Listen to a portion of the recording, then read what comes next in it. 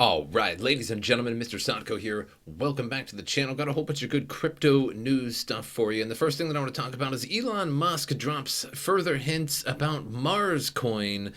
So Elon Musk of Tesla and SpaceX fame has hinted that he could develop a cryptocurrency, though the possibility remains uncertain. So this is kind of interesting. One, Elon Musk likes to joke around a lot with Doge and Bitcoin. However, whenever he does make something or say anything, it jumps way up in price or way down in price if he fuds on it. So if he actually made a Mars coin, this would likely go through the roof. Why? Because it's Elon Musk. And I think anybody in crypto knows better and realizes that just because Elon Musk would make Mars coin, it would probably just go up in price because things. On February 14th, Musk expressed a desire to buy large amounts of Dogecoin to drive up its value. Alternatively, he said he could pay Dogecoin investors to void their accounts because it's something like 70% of all Dogecoin is owned by just some odd accounts. The central ownership of Dogecoin is absolutely unbelievable. The amount that just a few people own is pretty much the majority of all Dogecoin. A day later, Chadwick Limited suggested that Musk should create his own cryptocurrency in order to accomplish the task of buying up the Dogecoin supply. He said you wouldn't need to pay US dollars to make those major Dogecoin holders richer than they already are. Binance CEO CZ Funzaseifu suggested calling the cryptocurrency Mars coin. Musk replied, "There will definitely be a Mars coin."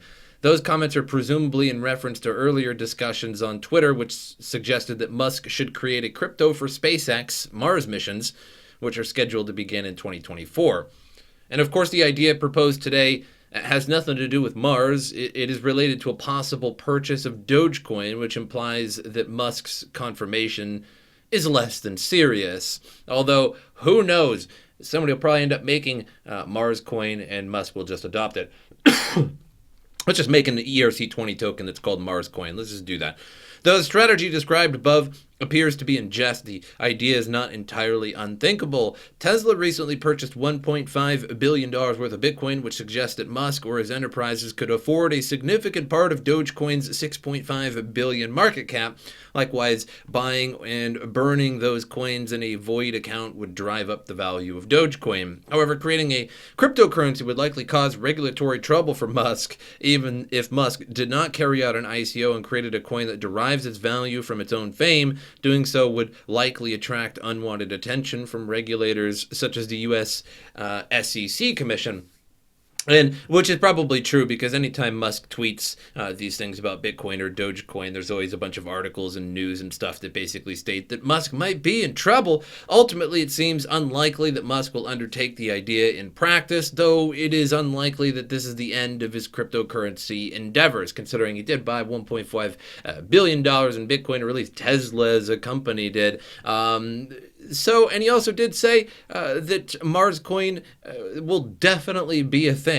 And so if he comes out with this, it would probably be a good buy. What is it supposed to do? It doesn't matter. Nobody knows.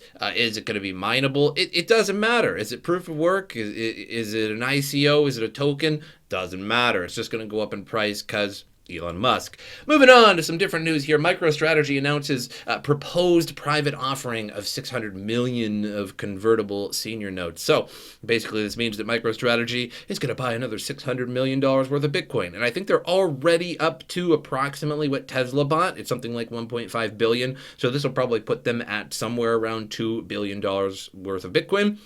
So today it announced that it intends to offer, subject to market conditions and other factors, $600 million aggregate principal amount of convertible senior notes due 2027 in a private offering to qualified institutional buyers in reliance on Rule 144A under the Securities Act of 1933 as amended. MicroStrategy also expects to grant to the initial purchasers of the notes an option to purchase within a 13-day period beginning on, including the date on which the notes are first issued, up to an additional $90 million aggregate principal amount of the notes. So a bunch of gibberish for the most part, but this is just a press release for the world for institutional buyers to buy a bunch of senior notes from the company, $600 million worth, so that they could go out and buy Bitcoin.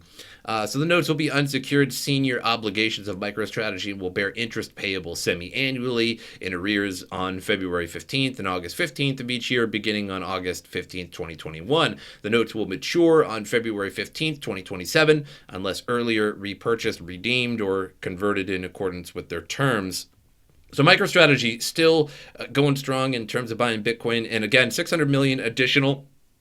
They have something like 1.5 billion. It might even be more than that. So this would probably put them at 2 billion or more in terms of Bitcoin holdings.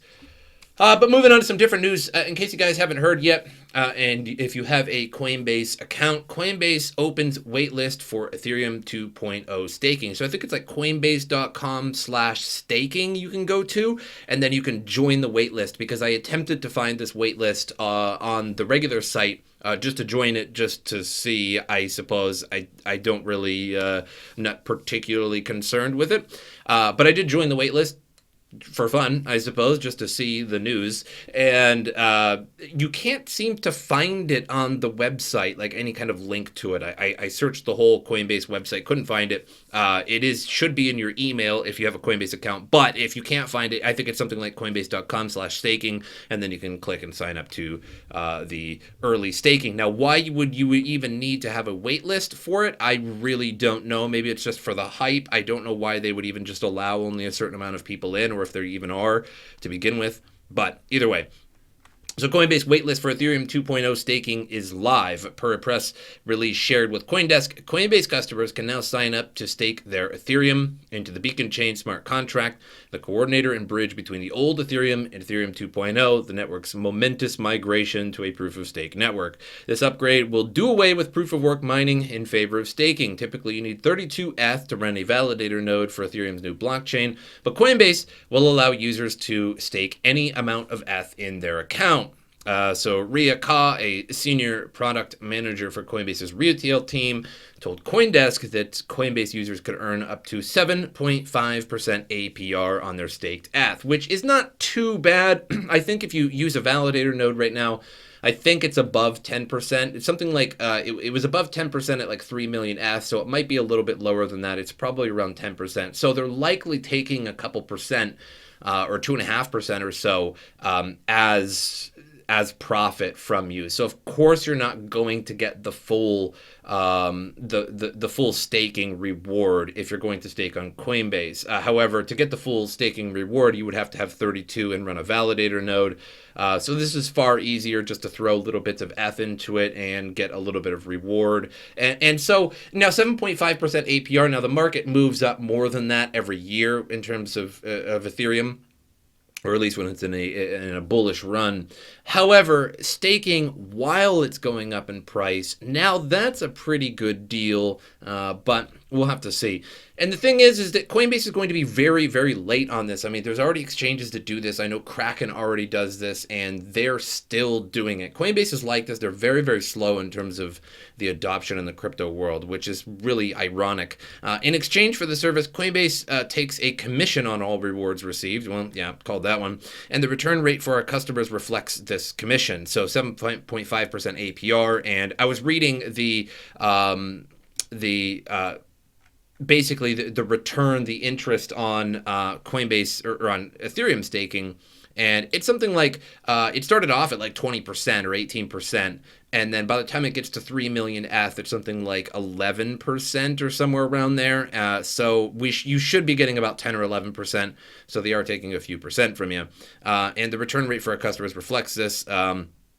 This staking commission is 25% of the rewards received, yet they're giving you a lower APR. So that must be just a suggestion of how much they're going to give you, because right now it is more, but by the time they do this, considering that Coinbase is so slow, it probably will be 7.5%. I don't know. Either way, in addition to the forthcoming Ethereum staking option, Coinbase users can also stake Algorand, Cosmos, Tezos. Besides, Coinbase Kraken exchange also stakes ETH on behalf of their customers and is actively depositing ETH into Ethereum 2.0's Beacon Chain contract, which you can actually see if you go to the Ethereum 2.0 contract. Once in a while you can see Kraken actually depositing, like it'll say a Kraken address. So the beacon chain, the backbone of Ethereum's new design, went live in December, and so did Ethereum 2.0's deposit contract to claim a stake in the new network. Ethereans can deposit legacy ETH into this contract to convert it to Ethereum 2.0. Once Ethereum is deposited into the beacon chain, it cannot be withdrawn directly. However, using an exchange will be one way of getting around this restriction. Kyle told CoinDesk that initially Coinbase customers will not be able to sell or send the portion of Ether that they choose to stake. However, Coinbase is exploring avenues by which to give customers a way to trade their staked ETH very soon. So it says all Ether will ultimately automatically migrate to Ethereum 2.0 once the network has been fully concluded. So basically what that means is that at first, when you put it into the Ethereum 2.0 Coinbase staking, you will not be able to get your Ethereum back. You will not be able to sell it or send it anywhere. However, later, they're going to be exploring avenues by which you can still trade your staked ETH. I would also suspect that later they're going to be able to maybe remove it from the platform, and what they'll do is they'll just give you liquid Ethereum. Because, of course, not all of the Ethereum is going to be staked. There's still going to be a lot of liquid Ethereum 1.0 moving around and trading, etc. But there is a thing I don't care about that I don't really care for, and that says that exploring avenues by which to give customers a way to trade their staked ETH. So essentially you'll just be paper trading your Ethereum back and forth, and that's not unlike an exchange currently, as when I buy Ethereum on an exchange, it doesn't go to a personal wallet of mine, it doesn't go across the blockchain. I'm just essentially credited with the one Ethereum that I bought, and when I choose to move it off of the platform, that's when they'll finally put it on, move it on the blockchain to my personal wallet. And that's what they'll sort of do with this. So that sort of undermines the value of what's going on right now. The value of what's going on right now is that there's over 3 million ETH currently staked, and I think by the time that Ethereum 2.0 comes out, it might be upwards of 10 million Ethereum staked, which is nearly 10% of the entirety of the supply of Ethereum. The total supply is something like 115 million, so it's not quite, but around about a little less than 10%, and that's going to be a lot of illiquid ETH, and of course that's going to help raise the price of Ethereum. But if you can paper trade that back and forth, it really undermines the aspect of increasing its rarity, because you can't trade it. But if you can sort of fake trade it on an exchange, then it sort of undermines it a little bit. So the NYDIG files for US-based ETF with Morgan Stanley on board. So another filing for an ETF in the United States. Now, these attempts at filing for an ETF in the United States have currently gone down in flames basically every time. The United States has no Bitcoin ETF. Sure, we got Grayscale. Sure, we got CME Bitcoin futures, but those are not ETFs. However, Canada now has 2 ETFs. I do not recall the names. I made a video, my couple videos ago, and it was basically about one of the articles in it was a Bitcoin ETF has been approved in Canada. Another one was approved, I believe it was today or yesterday, but those two are rather small in terms of how much money they actually hold and would be able to trade and buy at Bitcoin. However, these larger U.S. filings for ETFs would mean a very, very big thing for Bitcoin. So the New York Digital Investment Group, or the NYDIG, has submitted paperwork with the United States Securities and Exchange Commission to launch a new Bitcoin exchange-traded fund. NYDIG filed a Form S1 registration statement for a Bitcoin ETF with the SEC on Tuesday. The submission lists NY Trust Company LLC as the fund's Bitcoin custodian and Morgan Stanley as an authorized participant, which maybe having Morgan Stanley backing this will actually maybe push this through. Or maybe that Morgan Stanley's lawyers will be helping to make this so that when they actually submit it to the SEC, it's totally official and totally cool with the SEC, and then they'll actually do it. As an authorized participant, Morgan Stanley is expected to sell shares to the public at prices that reflect the fund's asset, supply, and demand, and underlying market conditions. The shares will trade on the NYSE Arca exchange under a yet-to-be-determined ticker symbol. The trust investment objective is to reflect the performance of the price of Bitcoin less the expenses of the trust's operations. The trust will not seek to reflect the performance of any benchmark or index, which is just sort of saving themselves. However, I wonder in the future that Wall Street and the institutions will indeed circumvent the rarity of Bitcoin.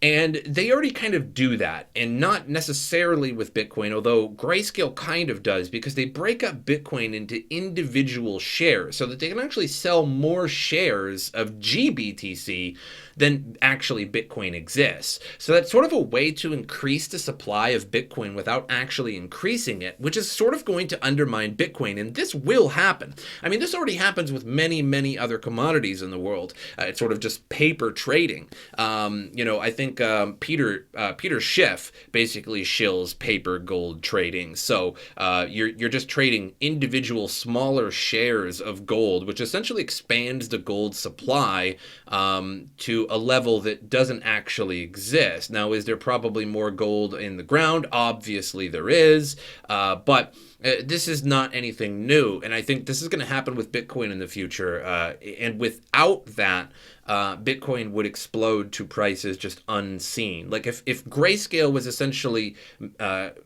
letting institutional investors straight up buy Bitcoin, the amount of Bitcoin that they have purchased should raise the price of Bitcoin to extreme levels. But since they do it with split up GBTC shares, it doesn't affect it nearly as much. And this is for sure going to be a thing in the future. There's going to be many, many additional shares of Bitcoin that don't really exist. And they're going to break it up into their own determined ticker symbol. So it's not going to just be Bitcoin. It's going to be like individual shares of Bitcoin. It continues in seeking to achieve its investment objective. The trust will hold Bitcoin. So they will hold Bitcoin. It will be trading Bitcoin, but it'll likely be trading shares of Bitcoin, and then you'll get a fractional amount. So you'll end up paying more money per Bitcoin than actually exists. So the NYDIG have been highly effective in the crypto space as it seeks to provide more institutional exposure to digital assets like Bitcoin. In November and December 2020, the company raised $150 million through two separate cryptocurrency investment funds. NYDIG was granted a BIT license by the New York State Department of Financial Services in 2018. Stone Ridge, NYDIG's parent company, is one of the largest institutional holders of Bitcoin. The quest for a Bitcoin ETF has been elusive, at least in the United States, where several fund issuers have tried unsuccessfully to get regulatory approval. Canada recently approved the first publicly traded Bitcoin ETF in America, allowing institutional investors to access BTC investment directly without derivatives. So they're doing it without derivatives with the ETF, but who knows what Morgan Stanley and the United States and Wall Street is going to cook up. They're going to cook up derivatives of Bitcoin so that when you pay $40,000, you're really only getting some portions of Bitcoin in form of derivatives. This is totally going to happen. There simply isn't enough Bitcoin, and nobody is going to want the price, or at least these Wall Street goons are not going to want the price to just escape velocity from themselves, by themselves buying it. There's just no way that that's going to happen. And once again, at the bottom of the article, it says that Canada has the first publicly traded Bitcoin ETF, which is true. And I believe there was another one today. I actually seen the article earlier, and I was going to put it in today's news, but it would have sort of just dragged it on a little bit too long. But there is a second one on the way. So Diem gets closer to launch as Fireblocks and first introduce new payment infrastructure. So Diem, in case you guys don't know, is essentially Libra just rebranded to a new Diem.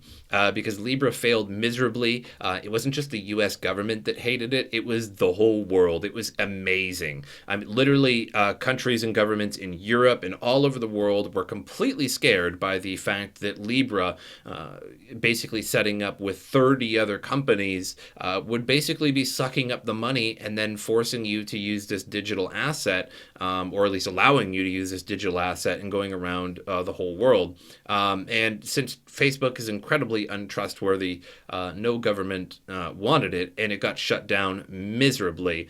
Now they're reteaming and rebranding as Diem and the Diem Association, where Facebook took a little step back. So it's not all on Facebook now, which I think is a good choice in terms of them trying to push this through. Now, this is going to go through sooner or later. Maybe not as Diem, probably as Diem, but maybe not. But eventually, there's going to be enough companies backing it. There's going to be enough lobbying. There's going to be enough probing to find an exact way that they can push this through and not scare the entire world. Once again, the corporate coins are coming indeed. They're kind of already here, but the corporate coin will be an explosion sooner or later. It might not be this year. It might not be next year. But mark my words, the corporate coin will come. And the majority of corporations, especially big ones like Facebook, who will group with a bunch of other ones, etc., like a Diem association, will make Nike coin. There's going to be Kellogg's coin. There's going to be all kind, Coca-Cola coin. There's going to be many. So the Diem association is progressing towards launch with a new technical upgrade that reportedly allows more financial institutions to connect with the payment network. Crypto security specialist Fireblock and First Digital Asset Group, a Diem payment provider, announced Tuesday that they've developed a secure wallet and infrastructure that allows financial institutions to facilitate transactions on the Diem network. So it's going to be super KYC. They're going to know everything you do, and it probably won't cost people very much, and there may be even incentives for people to buy Diem through Facebook and these various other corporations in order to buy products and services with Diem. And what that's going to do is, since Facebook is free and you don't pay for the product, you are the product. You are the product if you have a Facebook account. Everything you do, when you look at videos, it records how long you looked at that video. Did you watch that video for 10 seconds? Did you watch it for 1 second? Did you watch the full duration of the video? Well, they're going to give you more of that same video and more ads and more ads. And they're going to know the cookies on your computer. They're going to read those. Where did they shop? Go on Amazon and start looking at hammers. Just go on Amazon right now after the video, after you subscribe too, please, right? Hold on. After this, click on it, go to Amazon and start looking at hammers. Click on like 5 or 6 hammers. Why? Why hammers? Doesn't matter. Then go to Facebook if you have one, and I bet sooner or later a hammer ad will pop up on your feed. And so you are the product, period. They're selling your data, and your data is very, very, very useful, and it's way better data than just simply running a Tide commercial on TV. You never know. You might be selling a Tide commercial to a 5-year-old watching the TV. You might be selling Tide, you might be showing Tide to somebody who's 60 years old and never uses Tide and swears against Tide, right? So that's very poor targeting ads. But when you have everybody's data on Facebook and then you start targeting those ads, them sales go through the roof. Founded in 2017, First Digital Asset Group enables merchants and other institutions to accept and process Diem in stablecoin payments.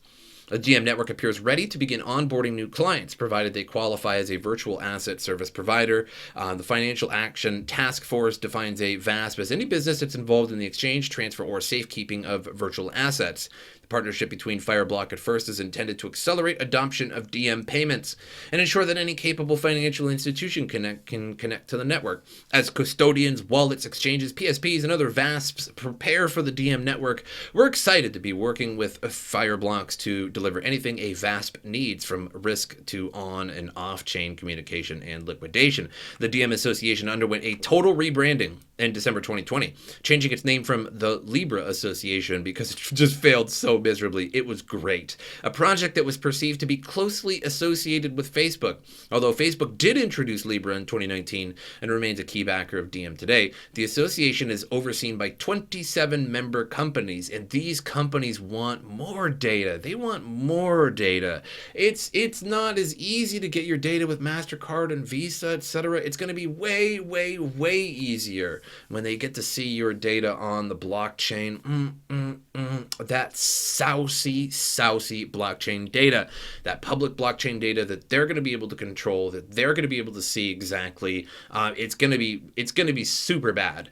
Stay away from Diem at all costs. But everybody's of course going to use it because there's like two 3 billion people on Facebook, it's going to be a great success in terms of Facebook and these 27 companies. Now, maybe not to you and me that like Bitcoin, that like peer-to-peer, that like Ethereum, etc., like that, but it's going to be a great success. Oh yeah, so many people are going to buy this for sure. While a definitive date for Diem hasn't been set, the network expects to go live later this year. As reported by the Financial Times in 2020, Diem is currently awaiting approval from the Swiss Financial Market Supervisory Organization. As February, the company was still awaiting regulatory approval. And I'm just going to add for their devil token, because it's probably the devil.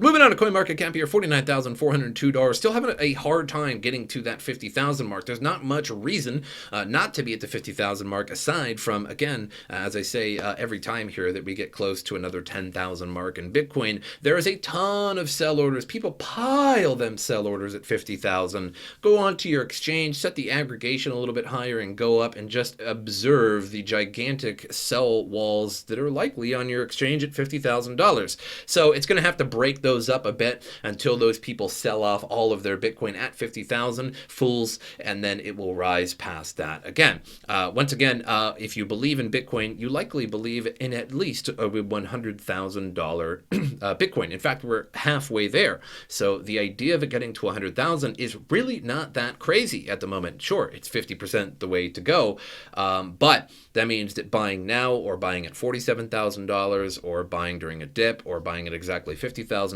is not that bad, because because if you believe it's going to be $100,000, then buying anywhere under $100,000 is going to lead to profit, except for maybe if you buy at $99,000 and it goes to $100,000 and then never goes over it. But that's unlikely to happen. It's probably just going to hit $100,000 just like it is now, biff off there for a week or two, and then poof, go back above it when a new GBTC premium starts up and unlocks or something like that. Polkadot at $31, still going through the roof. Cardano still having trouble making it to that $1 mark. XRP at 51 cents, which I expect a big rally once the SEC lawsuit thing is over, which is on the 22nd, I think that trial begins, or that court case, or whatever you want to call it. But that's all I have for you guys. Make sure you like and subscribe to the channel. And if you're subscribed and you haven't, turn on that bell notification down there, because I know a lot of people say that they can't see my videos sometimes, that they don't get to see them. It doesn't pop up on their feeds, and that's for a reason. If you like the channel and you like the news, you like this, and you like seeing this every day, hit that bell, because then you'll actually get a notification. Because the way YouTube works is that even though you're subscribed to people, it will only show you those subscribers feeds sometimes on your channel, so you have to physically check the channel. So hit that bell. That would help me out a lot. Social media in the description. Also, memberships are active in the channel, and there was a little bit of confusion about these. So memberships are just below the video title. It says join. It's near the subscribe button. If you join, it costs $2.99 a month to become a member of the channel. You get a little badge next to your name, which makes you look 32% cooler when you comment. I can see it from space. Of course, I'm going to reply to your comment if you got a badge next to it. Of course I am. And later, I plan perks for those. I'm going to make coin call-outs and coin predictions and things like that. It will be members only community posts, so you won't be able to see them if you're not a member. But I appreciate you watching regardless, whatever you do. Either way, I'll see you guys next time.